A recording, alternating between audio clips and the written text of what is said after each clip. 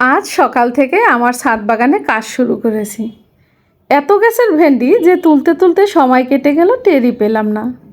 প্রতিটা ভেন্ডি যেন নিজের হাতে বড় করা সন্তানের মতো, কচি, সবুজ আর তাজা। ভাবতেই ভালো লাগে দোকানে না গিয়ে ঘরের ছাদ থেকে এমন সবজি পাওয়া যায়। এই ভেন্ডিগুলো দিয়ে আজই কিছু মজাদার রান্না করব। তাজা ভেন্ডি যত তাড়াতাড়ি রান্না হয় স্বাদও তত বেশি থাকে। আর এখানে দেখুন, এখনও কত ভেন্ডি রয়ে গেছে।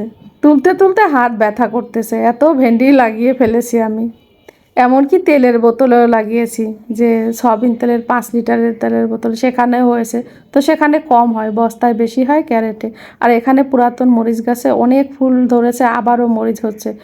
দুঃখের বিষয়, বর্ষাকালে কোনো খাবার দিতে পারতেছি না, যা হচ্ছে সব বর্ষার পানির বদলাতে হচ্ছে। তো এই ভেন্ডিগুলো বড় দেখা গেলেও এগুলো বুড়ো হয়নি। এগুলো সবই আজকে ফ্রেশ ফ্রেশ ভাজি করব, সেগুলো আমি আপনাদেরকে দেখাবো। আরও আমি আপনাদের আর একটা জায়গা নিয়ে যাচ্ছি। আসুন, এই যে এখানে শেষ গাছে সুন্দর বেগুন, এটা দিয়ে করব ধোয়া ওঠা গরম ভর্তা। ভর্তাটা মজাই লাগবে ধোয়া ওঠা ওঠা গরম ভাতের সাথে। বারান্দায় বসে কেটে ফেলছি, দেখতেই পাচ্ছেন ভেতরে কি সুন্দর সাদা আর টাটকা রং। এই বেগুনটা সরাসরি আগুনে পুড়িয়েই ভর্তা করব। সাথে আজকের ছাদের সবজি, এটাই হবে আমার দিনের সেরা খাবার। আপনারা যদি চান, একটু জায়গা পেলেই বাগান শুরু করুন। খাওয়ার স্বাদ আর আনন্দ দুটোই দ্বিগুণ হয়ে যাবে। আমি ভেন্ডিগুলো